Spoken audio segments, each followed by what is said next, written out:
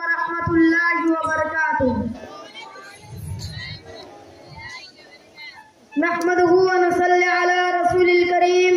أما بعد، قال النبي صلى الله عليه وسلم: خيركم ما تعلم القرآن وعلمه، أو كما قال عليه الصلاة والسلام. ہمیں دنیا سے کیا مطلب مدرسہ ہے وطن اپنا، ہمیں دنیا سے کیا مطلب مدرسہ ہے وطن اپنا، مریں گے ہم کتابوں پر ورق ہوگا کفن اپنا. محترم سامعین کرام، آج کی انجمن میں میں آپ حضرات کے روبرو مدرسہ کی مختصر حقیقت بیان کرنا چاہتا ہوں. امید ہے کہ بغور سماعت فرمائیں گے. مدرسہ ایک بہت بڑی نعمت ہے. آج کے دور میں مدرسہ بہت ہی قیمتی چیز ہے.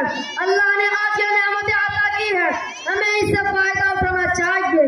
علم دین کا اتنا سیکھنا فرض ہے جس سے نماز، روزہ وغیرہ درست ہو سکے. علم دین کی تعلیم اس مدرسے میں ہوتی ہے.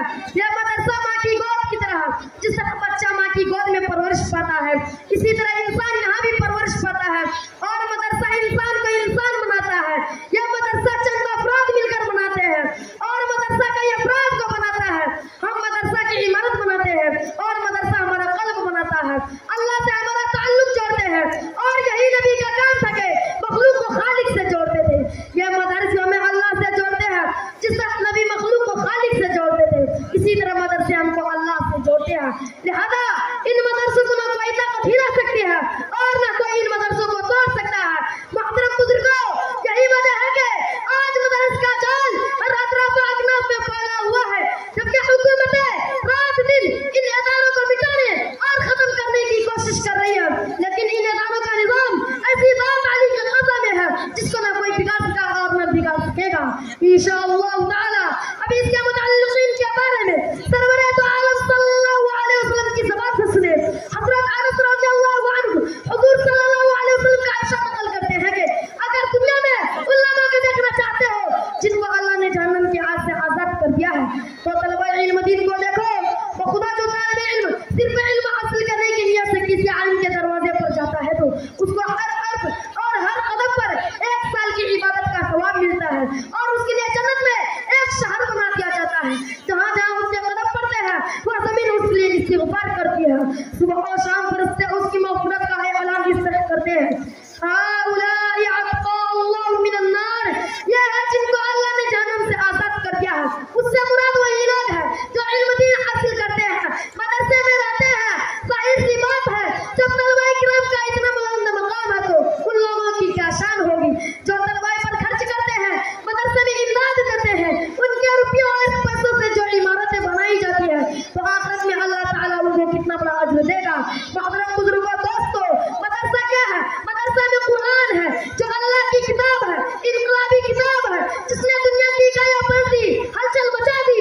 سب سے پہلے قرآن نے آ کر کیا کہ جو بندے خدا سے ٹوٹ چکے تھے انہیں خدا سے کہا اور فرمایا کہ تم تعلق کو توڑتے ہو لیکن خدا نہیں توڑتا. چنانچہ اگر خالق کا مخلوق سے تعلق نہ ہوتا تو قرآن نہ بھیجتا. قرآن نے بھٹکے ہوئے لوگوں کو راہ دکھائی، زمانے کو خیر القرون بنا دیا اور خاتم النبیین بنا دیا. بہرحال ادارہ کا مدار طالب علم اور مدرس پر ہے. تعبیر سے اونچائی نہیں آتی. اس ادارہ کا رشتہ اصحاب صفہ سے چلا ہوا ہے جس کے معلم سرور دو عالم صلی اللہ علیہ وسلم تھے اور جس کے طالب علم حضرت ابو بکر صدیق رضی اللہ عنہ، حضرت فاروق اعظم رضی اللہ عنہ جیسے تھے. ہم یہ فخر سے کہہ سکتے ہیں کہ اولئک آبائی فاجعلنی بمثلہم. کیا کوئی یونیورسٹی سے فارغ ہونے والا اس طرح کا فخر کر سکتا ہے؟ یہ وہی دین ادارہ تھا جہاں جبرائیل خود طالب علموں کے لیے استغفار کے لیے آئے تھے اور کہتے تھے کہ ایمان اور احسان کیا چیز ہے. قیامت کب آئے گی تو اس مرکز میں طالب علم بن کر جبرائیل بھی رہے. ایسا نہ کوئی پیش کرتا اور نہ کر سکے گا. دوستو، مدرسہ کی قدر کرو. تم نہ کرو گے تو خدا دوسروں کو پیدا کر دے گا. حضور صلی اللہ علیہ وسلم کے زمانے سے مدرسے چلے اور چل رہے ہیں. حضور صلی اللہ علیہ وسلم کی توجہ اور دعا ساتھ ہے. ادارہ نہیں مل سکتا جس کا تعلق ادارہ سے ہو، وہ بھی نہیں مل سکتا. لہذا اس کی قدر کرو اور اس سے تعلق جو